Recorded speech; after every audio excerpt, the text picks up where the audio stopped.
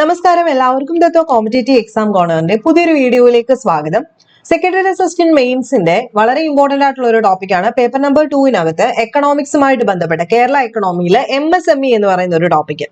അപ്പൊ കേരളത്തിന്റെ എക്കണോമിയില് MSME അഥവാ സൂക്ഷ്മ ചെറുകിട ഇടത്തരം സംരംഭങ്ങളുടെ പ്രാധാന്യം എന്താണ്, നിലവിലത്തെ അവസ്ഥ എന്താണ്, അപ്പൊ അത് ഇന്ത്യയുടെ ലെവലിൽ നിന്നൂടെ നമുക്ക് ചോദ്യങ്ങൾ വരാം. അപ്പൊ ഏറ്റവും ലേറ്റസ്റ്റ് ആയിട്ടുള്ള കറണ്ട് അഫയേഴ്സ് പോലെ നിങ്ങൾ ഇതിനെ നോക്കിയാൽ മതി കേട്ടോ. ഈ പറയുന്നത് കറണ്ട് അഫയർ പോലെയും ഈ എടുത്തിരിക്കുന്നത് 2024 കേരള എക്കണോമിയിലെ MSMEയുടെ സ്വാധീനങ്ങൾ എന്തൊക്കെയാണ് എന്നുള്ളത് നമ്മൾ വേഗത്തിൽ പറയാൻ പോവുകയാണ്.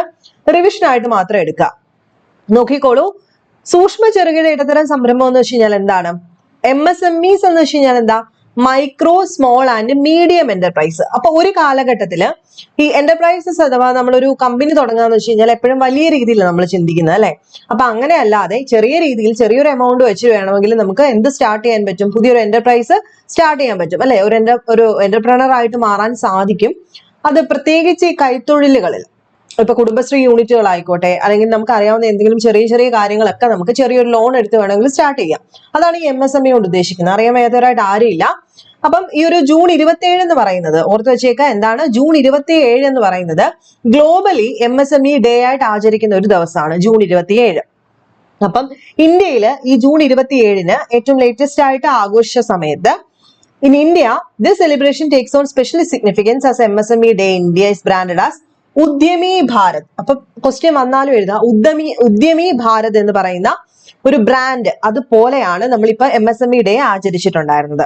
ഓക്കെ, അപ്പൊ 2025 തീമും കൂടെ ഓർത്ത് വെച്ചേക്കാം. Enhancing the role of MSMEs as drivers of sustainable growth and innovation എന്നുള്ളതായിരുന്നു 2025 MSME ഡേയില് നമ്മുടെ ഇന്ത്യയുടെ തീം എന്ന് പറയുന്നത്. Enhancing the role of MSMEs as drivers of sustainable growth and innovation. അപ്പൊ ഇത്രയും കാര്യങ്ങൾ ഏറ്റവും ഇമ്പോർട്ടന്റ് ആയിട്ട് നമ്മൾ അതായത് ഓൾ ഓവർ ഇന്ത്യ നാഷണൽ ലെവലിൽ നമ്മൾ അറിഞ്ഞിരിക്കണം. അതൊരു കറണ്ട് അഫെയർ പോലെ നിങ്ങൾ എടുക്കുക. ഇനി നോക്കിക്കോളൂ, economic power house understanding India MSME sectors എന്നുള്ളത് ഈ ഡേയിൽ നടന്ന കാര്യങ്ങൾ മാത്രമാണ് നമ്മൾ ഡിസ്കസ് ചെയ്യുന്നത്. India's MSME sector is nothing short of remarkable. With over 6.3 crore enterprises, this sector stand as A second largest employer after agriculture. അപ്പൊ നമ്മുടെ രാജ്യത്തില് അഗ്രികൾച്ചർ കഴിഞ്ഞു കഴിഞ്ഞാൽ ഏറ്റവും കൂടുതൽ എംപ്ലോയർ, സെക്കൻഡ് ലാർജസ്റ്റ് എംപ്ലോയേഴ്സ് ഉള്ളത് എവിടെയാണ്? MSMEസിലാണ്. These numbers are not just statistics, they represent millions of dreams, innovations and livelihood across our diverse nation. ഇതൊരു റിപ്പോർട്ടാണ് ശരിക്കും കേട്ടോ. അപ്പൊ ഞാൻ ഓൾറെഡി പറഞ്ഞു, വലിയൊരു കമ്പനി സ്റ്റാർട്ട് ചെയ്യാൻ നമ്മളെ കൊണ്ട് പറ്റില്ല. അപ്പൊ നമ്മളെ കൊണ്ട് പറ്റുന്ന രീതിയിൽ ചെറിയൊരു എമൗണ്ട് വെച്ചിട്ട് എല്ലാവരും അവരുടെ ഡ്രീംസ് അച്ചീവ് ചെയ്യാൻ സ്റ്റാർട്ട് ചെയ്തായിരുന്നു MSME സെക്ടേഴ്സ്. നമ്മൾ ബഡ്ജറ്റ് വരുമ്പോൾ ഒക്കെ കണ്ടിട്ടില്ലേ, MSMEസിന് വേണ്ടിയിട്ട് മാക്സിമം ബഡ്ജറ്റ് മാറ്റി വെക്കാറുണ്ട്. അവിടെ നിന്ന് കിട്ടുന്ന പ്രോഫിറ്റും വളരെ കൂടുതലായിരിക്കും. കീ കോൺട്രിബ്യൂഷൻസ് നോക്കിയാൽ നമ്മുടെ രാജ്യത്തിലേക്ക് MSMEs കൊടുക്കുന്ന കീ കോൺട്രിബ്യൂഷൻ ലേറ്റസ്റ്റ് കണക്ക് നോക്കുമ്പോൾ GDP കോൺട്രിബ്യൂഷൻ പഠിച്ചു വെക്കുക. 30% ടോട്ടൽ GDPയുടെ അപ്രോക്സിമേറ്റ്ലി 30% MSMEസിൽ നിന്നാണ് നമുക്ക് കിട്ടുന്നത്. 45 ടോട്ടൽ എക്സ്പോർട്ട്, നമ്മൾ ഇന്ത്യയിൽ നിന്നുള്ള ടോട്ടൽ എക്സ്പോർട്ട് എടുക്കുകയാണെങ്കിൽ 45% MSMEs ആണ് പ്രൊവൈഡ് ചെയ്യുന്നത്. എംപ്ലോയ്മെന്റ് ജനറേഷൻ ആണെങ്കിൽ ഏകദേശം 11 മുതൽ 25 കോടി ആൾക്കാർക്കാണ് MSMEസിലൂടെ ജോലി കിട്ടുന്നത്. അതുപോലെ റൂറൽ പ്രസൻസ് നോക്കുവാണെങ്കിൽ ഏകദേശം 51% കൂടുതൽ റൂറൽ ഏരിയാസിലാണ് ഇത് കൂടുതലായിട്ടും മൈക്രോ സ്മോൾ മീഡിയം എന്റർപ്രൈസസുകൾ പ്രവർത്തിക്കുന്നത്. അപ്പൊ വലിയൊരു രീതിയിൽ ആ ഒരു ക്വസ്റ്റ്യൻസ് വരും കേട്ടോ. ഈ ഒരു 30% എന്നൊക്കെ ഉള്ളത് ഓർത്ത് വെച്ചേക്കാം. ടോട്ടൽ GDPയുടെ 30% ലേറ്റസ്റ്റ് കണക്കനുസരിച്ച് MSMEs ആണ് കൊടുക്കുന്നത്. എക്സ്പോർട്ടിന്റെ രീതിയിൽ 45%. ഓക്കെ ആണല്ലോ. ഇനി നോക്കിക്കേ, ഗവൺമെന്റിന്റെ സപ്പോർട്ട് നിങ്ങളോട് ചോദിക്കാം. എന്തൊക്കെയാണ് ഗവൺമെന്റ് സപ്പോർട്ട് ഈ ഒരു MSMEസിലേക്ക്? നോക്കിക്കേ, ഏറ്റവും ലേറ്റസ്റ്റ് ആണ്. The Ministry of Micro, Small, Medium Enterprise has implemented an extensive array of schemes and policy to support sector growth. പ്രത്യേകിച്ച് കുറച്ച് മേജർ ആയിട്ടുള്ള ഗവൺമെന്റ് ഇനിഷ്യേറ്റീവ് 2020 ഉണ്ടായ ഉദ്യം രജിസ്ട്രേഷൻ പോർട്ടലാണ്. ഇത് നിങ്ങൾ കേട്ടിട്ടുണ്ടായിരിക്കും. ചിലരെങ്കിലും ബാങ്കിലൊക്കെ ചെല്ലുന്ന സമയത്ത് അവർ നമ്മളോട് പറയും ഉദ്യം രജിസ്ട്രേഷൻ പോർട്ടൽ ഉണ്ട്. അതായത് നമുക്ക് എന്തെങ്കിലും രീതിയിൽ ഒരു കൊച്ചു സംരംഭം സ്റ്റാർട്ട് ചെയ്യണം, ഒരു കമ്പനി രജിസ്റ്റർ ചെയ്യണമെന്നുണ്ടെങ്കിൽ നമുക്ക് എന്ത് ചെയ്യാം? ഫ്രീ ആയിട്ട് ഇപ്പൊ ചെയ്യാനുള്ള ഒരു മെത്തേഡാണ് ഈ ഒരു 2020 അടങ്ങിയിട്ടുള്ള ഉദ്യം രജിസ്ട്രേഷൻ പോർട്ടൽ. അപ്പൊ this revolutionary platform made MSME registration process completely free, paperless ആണ്, സെൽഫ് ഡിക്ലെയർഡ് ആണ്. ഏകദേശം മാർച്ച് 2025 ആയപ്പോഴത്തേക്കും 6.2 കോടി ആൾക്കാരാണ് ഈ ഒരു രജിസ്ട്രേഷൻ പ്രോസസ്സ് കംപ്ലീറ്റ് ആക്കിയിരിക്കുന്നത്. ദെൻ പ്രധാനമന്ത്രി വിശ്വകർമ്മ സ്കീം എന്ന് പറഞ്ഞ 2023 കൊണ്ടുവന്നിട്ടുള്ളതാണ്. ഏകദേശം 13,000 കോടിയോളം ഈ ഒരു സ്കീമിന് പ്രൊവൈഡ് ചെയ്തു കഴിഞ്ഞു. ഈ ഒരു സ്കീം കൊണ്ട് ഉദ്ദേശിക്കുന്നത് ട്രഡീഷണൽ ആർട്ടിഷ്യൻസ് ഉണ്ടല്ലോ, ഏകദേശം 18 ട്രേഡിന്റെ അണ്ടറിൽ നിൽക്കുന്ന ട്രഡീഷണൽ ആയിട്ടുള്ള ആർട്ടിഷ്യൻസിനെ ലോൺ പ്രൊവൈഡ് ചെയ്യുക. കൊളാട്രൽ ഫ്രീ ആയിട്ടുള്ള, ഒന്നും പണയം വെക്കാതെ തന്നെ നമുക്ക് ലോൺ കൊടുക്കുക. 3 ലക്ഷം വരെ ലോൺ കൊടുക്കുക. 5% മാത്രമേ ഇൻട്രസ്റ്റ് റേറ്റ് വരുന്നുള്ളൂ. Then credit guarantee fund trust for micro and small enterprise, CGTMSE എന്ന് പറയും. ഇത് recent revamped with a doubled loan ceiling from 5 crore to 10 crore. This scheme has approved over 1.18 crore loan guarantee worth 9.80 lakh crore since inception. അപ്പൊ ഇതൊന്ന് just നോക്കി വെച്ചിരുന്നാൽ മതി. Then public procurement policy എന്ന് പറയും, അതായത് mandating 25% annual procurement from MSEs by central ministries and CPSEs. This policy includes specific target for SC/ST. SC/STക്ക് 4%, women's ആണെങ്കിൽ 3% എന്റർപ്രൈസ് സ്റ്റാർട്ട് ചെയ്യാൻ വേണ്ടിയിട്ട് കൊടുക്കുന്നു. അപ്പൊ ഇതിനകത്ത് ഏറ്റവും കൂടുതൽ ഇമ്പോർട്ടന്റ് ആയിട്ട് ഈ ഉദ്യം രജിസ്ട്രേഷൻ പോർട്ടൽ, ഇത് നേരത്തെ ഉദ്യോഗ മണ്ഡൽ എന്നൊക്കെ പറഞ്ഞിട്ടായിരുന്നു, ഇപ്പം ഉദ്യം രജിസ്ട്രേഷൻ പോർട്ടൽ നോക്കിക്കൊണ്ടു പോവുക. അപ്പൊ നമ്മുടെ തീമും ഈ കണക്കുണ്ടല്ലോ, ഞാനിപ്പോ ഇങ്ങോട്ട് വരുമ്പോഴും ഈ കണക്ക് ഇവിടെ പറയുന്നുണ്ട്, എങ്കിലും നിങ്ങൾ ഈ കണക്ക് കൂടെ ഓർത്ത് വെച്ചേക്കാം. ഇനി നമുക്ക് കേരളത്തിലേക്ക് പോകാം. ഏറ്റവും ലേറ്റസ്റ്റ് റിപ്പോർട്ട് അനുസരിച്ച് നോക്കിക്കേ, ഓൾറെഡി നമ്മൾ പറഞ്ഞ കാര്യങ്ങളാണ് ഇവിടെ. ഇന്ത്യൻ സമ്പദ് വ്യവസ്ഥയുടെ വളരെ ഊർജ്ജസ്വലവും പരിവർത്തനാത്മകവുമായ മേഖലയായിട്ട് നമ്മുടെ MSMEs വളർന്നു വരുന്നതാണ്. സംരംഭകത്വം പ്രോത്സാഹിപ്പിക്കുന്നതിലൂടെയും താരതമ്യേന കുറഞ്ഞ മൂലധന നിക്ഷേപത്തിൽ വലിയ തൊഴിലവസരങ്ങൾ സൃഷ്ടിക്കുന്നതിലൂടെയും രാജ്യത്തിന്റെ സമ്പദ് വ്യവസ്ഥയിലും സാമൂഹ്യ വികസനത്തിലും ഈ ഒരു MSMEs ഗണ്യമായ പങ്ക് വഹിക്കുന്നു. അപ്പൊ നമ്മൾ പറഞ്ഞു, കൃഷി കഴിഞ്ഞാൽ ഏറ്റവും കൂടുതൽ തൊഴിൽ നൽകുന്ന മേഖലയാണ് MSME. ഏറ്റവും കൂടുതൽ എംപ്ലോയേഴ്സ് ഉള്ളത്, എംപ്ലോയർ ആണ്, തൊഴിൽ നൽകുന്ന ആൾക്കാരുള്ളത് എവിടെയാണ്? അപ്പൊ കൃഷിക്കാണ് ഒന്നാമത്. ഏറ്റവും കൂടുതൽ എംപ്ലോയേഴ്സ് ഉള്ളത് എവിടെയാ? കൃഷിയിലാണ് നമ്മുടെ ഇന്ത്യയിൽ. സെക്കൻഡ് വന്നിട്ടുള്ളത് MSMEs ആണ്. വൻകിട വ്യവസായങ്ങൾക്ക് അനുബന്ധ യൂണിറ്റുകൾ എന്ന നിലയിൽ അനുപൂരകമായ ഈ മേഖല രാജ്യത്തിന്റെ സമഗ്രമായ വ്യാവസായിക വികസനത്തിൽ സുപ്രധാന സംഭാവന നൽകുന്നു. ഇനി നമുക്ക് താഴോട്ട് നോക്കാം. നമ്മൾ പറഞ്ഞ കണക്ക് ഇവിടെയും കൊടുത്തിട്ടുണ്ട്. 2023-24 ഭാരത സർക്കാരിന്റെ സാമ്പത്തിക സർവേ അനുസരിച്ച് രാജ്യത്തിന്റെ GDPയുടെ ഏകദേശം 30%, അതുപോലെ ഉൽപാദന മേഖലയുടെ 45% പങ്ക് വഹിക്കുന്നതോടൊപ്പം ഇന്ത്യയിലെ ജനസംഖ്യയുടെ 11 കോടി ജനങ്ങൾക്ക് തൊഴിൽ നൽകി വരുന്നതും MSMEs ആണ്. പിന്നെ ഉദ്യം രജിസ്ട്രേഷൻ മണ്ഡലൊക്കെ വേറെ ആയിരുന്നേ. ഉദ്യം രജിസ്ട്രേഷൻ ഓൺലൈൻ പോർട്ടലിൽ ഏകദേശം 4 കോടിയോളം അന്നത്തെ കണക്കാണ്. ഇപ്പൊ 2025 കണക്കാണ് ഞാൻ ഈ ലേറ്റസ്റ്റ് പറഞ്ഞിട്ടുള്ളത് കേട്ടോ.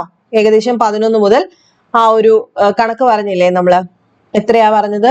6.2 crore എന്ന് പറയുന്നത് 2025 മാർച്ചിലെ കണക്കാണ്. ഇത് 23-24 ഏകദേശം 4 കോടിയോളം ആൾക്കാരായിരുന്നു രജിസ്ട്രേഷൻ ചെയ്തിട്ടുണ്ടായിരുന്നത്. ഇനി നമുക്ക് ഇവിടെ വേണ്ടത് MSMEs എന്ന് പറയുമ്പോൾ എന്തിന്റെ അണ്ടറിലാണ് എന്ന് ഓർത്തു വെച്ചേക്കണം. അതിന് വേണ്ടിയിട്ട് ഒരു പ്രത്യേക മിനിസ്ട്രി ഉണ്ടെന്ന് എല്ലാവർക്കും അറിയാമല്ലോ. മന്ത്രാലയമുണ്ട്. ഭാരത സർക്കാർ MSME മന്ത്രാലയം തന്നെയുണ്ട്. അതിന്റെ അണ്ടറിലാണ് MSME യൂണിറ്റ്സുകളെല്ലാം വരുന്നത്. ഇനി കേരളത്തിലേക്ക് വരുന്ന സമയത്ത് കേരളത്തിലെ പ്രധാന വരുമാനദായകവും തൊഴിൽ പ്രദാനം ചെയ്യുന്നതുമായിട്ടുള്ള മേഖലയായിട്ട് ഈ ഒരു MSME എന്ന് പറയുന്നത് ഉയർന്നു വന്നുകൊണ്ടിരിക്കുകയാണ്. കേരളത്തിലെ സമഗ്രമായ വ്യാവസായിക വളർച്ചയ്ക്കുള്ള പാതയായിട്ട് മാറാൻ MSMEക്ക് കഴിയും എന്നുള്ളതാണ്. ഗ്രാമീണ പിന്നോക്ക മേഖലയുടെ വ്യാവസായികവൽക്കരണത്തിന് MSMEs ഇടത്തരം സംരംഭക മേഖല സഹായകമാകുന്നതോടൊപ്പം യുവാക്കൾക്കും സാമൂഹികമായും സാമ്പത്തികമായും പിന്നോക്കം നിൽക്കുന്ന വിഭാഗങ്ങൾക്കും തൊഴിൽ നൽകുകയും ചെയ്തുകൊണ്ടിരിക്കുന്നുണ്ട്. അപ്പം കേരളത്തിലേക്ക് വരുന്ന സമയത്ത് ഓർത്തു വെച്ചേ, കേരളത്തില് MSMEs നല്ല രീതിയിൽ വരുന്നുണ്ട്. പോസിറ്റീവ് ആയിട്ടാണ് അതിനെ കാണുന്നത്. അപ്പൊ നെഗറ്റീവ് അല്ല, പോസിറ്റീവായിട്ട് കയറി വന്നുകൊണ്ടിരിക്കുന്ന ഒരു മേഖലയാണ് MSMEs. ഓക്കെ ആണല്ലോ. സ്റ്റാർട്ടപ്പുകൾക്ക് അനുകൂലമായ സാഹചര്യം ഒരുക്കുകയാണ്. അപ്പം നമുക്ക് സ്റ്റേറ്റ്മെന്റ് ഇങ്ങനെയൊക്കെ നെഗറ്റീവ് ഒക്കെ ആയിട്ട് വരുവാണെങ്കിൽ ഓർത്തോണം.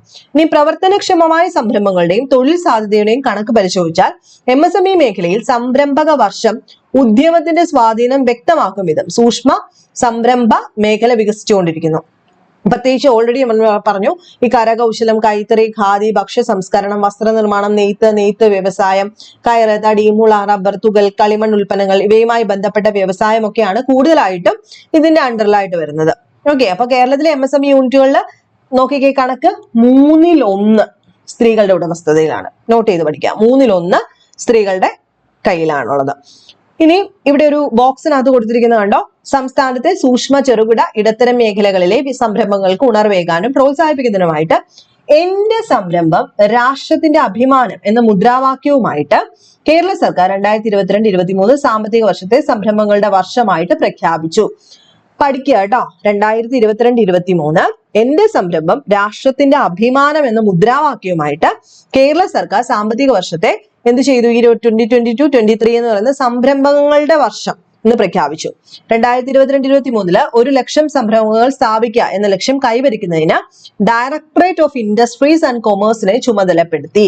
വിവിധ വകുപ്പുകളുടെ സംയുക്ത പരിശ്രമത്തിലൂടെ 1 ലക്ഷം സംരംഭങ്ങൾ ആരംഭിക്കുകയും 22-23 വർഷത്തിൽ 3 ലക്ഷം തൊഴിലവസരങ്ങൾ സൃഷ്ടിക്കുകയും ചെയ്യുക എന്നതായിരുന്നു ഇതിന്റെ ലക്ഷ്യം.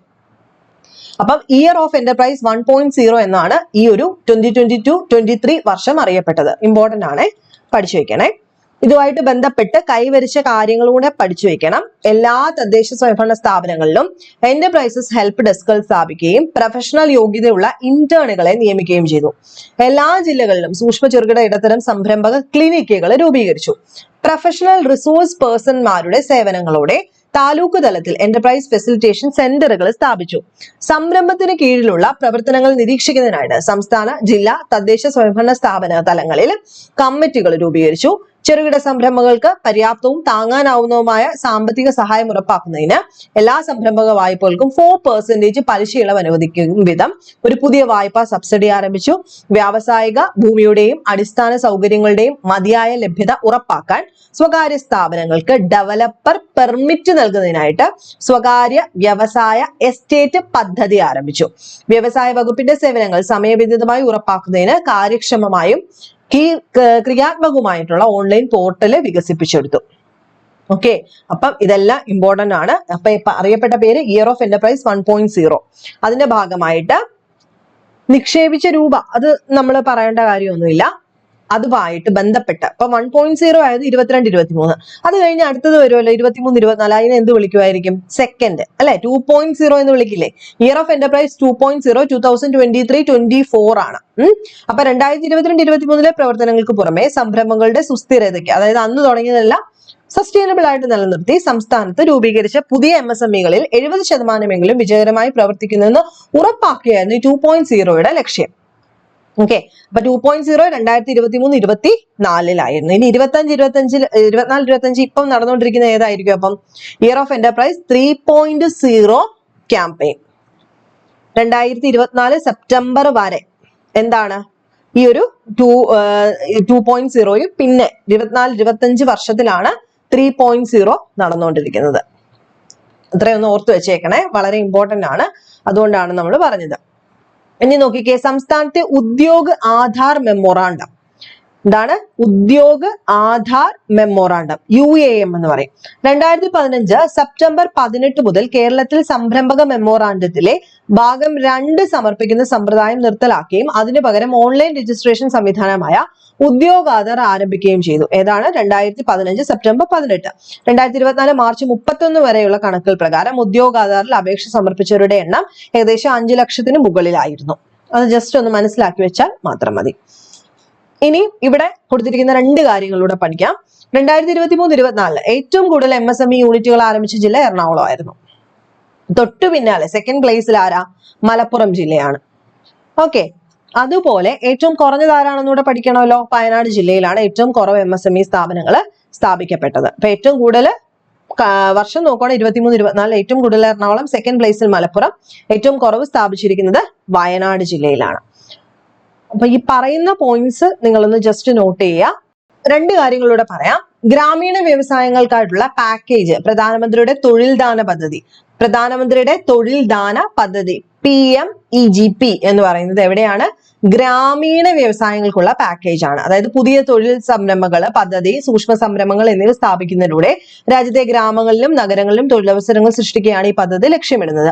കൂടാതെ ഗ്രാമീണ യുവാക്കളുടെ നഗരങ്ങളിലേക്കുള്ള കുടിയേറ്റം തടയാൻ സഹായിക്കുന്നതിന് രാജ്യത്തെ എല്ലാ പരമ്പരാഗത കൈത്തൊഴിലാളികൾക്കും അതോടൊപ്പം ഭാവിയിൽ ഈ മേഖലയിലേക്ക് വരാൻ സാധ്യതയുള്ള ഗ്രാമ നഗരവാസികളായ തൊഴിൽരഹിതരായ യുവാക്കൾക്കും തുടർച്ചയായതും സുസ്ഥിരമായ തൊഴിൽ നൽകുന്നതിന് പദ്ധതി ലക്ഷ്യമിടുന്നു. കൈത്തൊഴിലാളികളുടെ സമ്പാദന ശേഷി വർദ്ധിപ്പിക്കുന്നതിനും ഗ്രാമ നഗര തൊഴിലുകളുടെ വളർച്ചാ നിരക്ക് ത്വരിതപ്പെടുത്തുന്നതിനും പദ്ധതി ഊന്നൽ നൽകുന്നുണ്ട്. ഓക്കെ, നോക്കിക്കേ, ദേശീയ തലത്തിൽ നോഡൽ ഏജൻസിയായ khadi and village industries commission ആണ് പദ്ധതി നടപ്പാക്കുന്നത്. സംസ്ഥാന തലത്തിൽ ആരാ? KVIC, സംസ്ഥാന ഖാദി ഗ്രാമ വ്യവസായ ബോർഡുകള്, ജില്ലാ വ്യവസായ കേന്ദ്രങ്ങള്, കയർ ബോർഡ്, ബാങ്കുകൾ എന്നിവയുടെ സംസ്ഥാന ഓഫീസുകൾ വഴിയാണ് ഈ പദ്ധതി നടപ്പാക്കി വരുന്നത്. ഓക്കെ, അതുപോലെ സ്റ്റേറ്റ് ലെവൽ ബാങ്കേഴ്സ് കമ്മിറ്റി എന്ന് പറയുന്നത്, അതായത് ഈ MSME മേഖലയ്ക്ക് ധനസഹായം ചെയ്യുന്ന പ്രധാനപ്പെട്ട 2 ആൾക്കാരാണ്. ഒന്ന് സ്റ്റേറ്റ് ലെവൽ ബാങ്കേഴ്സ് കമ്മിറ്റിയും small industry development bank of India. നിങ്ങൾ എല്ലാവരും കേട്ടിട്ടുണ്ട്, SIDBI. അപ്പം ഇത് നോക്കിക്കേ, സ്റ്റേറ്റ് ലെവൽ ബാങ്കേഴ്സ് കമ്മിറ്റി എന്ന് പറയുമ്പോൾ state level bankers committee report അനുസരിച്ച് PMEGPയുടെ കീഴിൽ കൈവരിച്ച നേട്ടം പോലുള്ള സുസ്ഥിരമായ നിരവധി ബാങ്കിംഗ് സംരംഭങ്ങൾ ബാങ്ക് ആരംഭിച്ചിട്ടുണ്ട്. അതായത് ഇവരെ ഹെൽപ്പ് ചെയ്യുക പുതിയ ആൾക്കാരെ, അതാണ് അവർ ഉദ്ദേശിക്കുന്നത്. SIDBI നിങ്ങൾക്ക് എല്ലാവർക്കും അറിയാം, small industry development bank of India. ഇടപാട് രേഖകളെ അടിസ്ഥാനമാക്കി വായ്പ എടുക്കുന്നവർക്ക് ന്യായമായ പലിശ നിരക്കിൽ ഈടില്ലാത്ത വായ്പകൾ നൽകുന്ന ക്രെഡിറ്റ് സ്ഥാപനങ്ങൾക്ക് റീഫിനാൻസ് ചെയ്യാൻ സർക്കാർ SIDBIയെ പ്രോത്സാഹിപ്പിക്കുന്നുണ്ട്. സൂക്ഷ്മ ചെറുകിട ഇടത്തരം സംരംഭങ്ങൾക്ക് വായ്പ ലഭ്യത മെച്ചപ്പെടുത്തുന്നതിനും അതുപോലെ പ്രത്യേകിച്ച് മുൻപ് പരിമിതമായി മാത്രം ആനുകൂല്യം ലഭിച്ചവർക്ക് കൂടുതൽ പരിഗണന ലഭ്യമാക്കും വിധം 1000 കോടി രൂപയുടെ പ്രത്യേക ഫണ്ട് SIDBI രൂപീകരിച്ചിട്ടുണ്ട്. Small and lower rated micro finance സ്ഥാപനങ്ങൾ, നോൺ ബാങ്കിംഗ് ഫിനാൻഷ്യൽ കമ്പനികൾ, ഫിനാൻഷ്യൽ ടെക്നോളജി കമ്പനികൾ എന്നിവയ്ക്കായിട്ട് ഒരു ബോണ്ട് മാർക്കറ്റ് സ്ഥാപിക്കുക എന്നതായിരുന്നു ഈ ഫണ്ടിന്റെ ലക്ഷ്യം. അപ്പൊ ഈ 2 കാര്യങ്ങൾ, MSMEയുമായിട്ട് ബന്ധപ്പെട്ട് ധനസഹായം ചെയ്യുന്ന state level bankers committee, SIDBI, ഇത് രണ്ടും ശ്രദ്ധിക്കാം. പിന്നെ ഈ പറഞ്ഞ ഗ്രാമീണ വ്യവസായങ്ങൾക്കായിട്ടുള്ള പ്രധാനമന്ത്രിയുടെ PMEGP പദ്ധതി അതുകൂടെ ഓർത്തു വെച്ചേക്കാം. അപ്പം ഇത്രയും കാര്യങ്ങളെ ഞാൻ പറയുന്നുള്ളൂ. പറഞ്ഞ കാര്യങ്ങളെല്ലാം ഇമ്പോർട്ടന്റ് ആണ്, അതുകൊണ്ട് ഒന്ന് നോക്കിയിട്ട് പോകാം. റിവിഷൻ പോലെ എടുത്താൽ മതി. നെക്സ്റ്റ് വീഡിയോയിൽ കാണാം. ബൈ.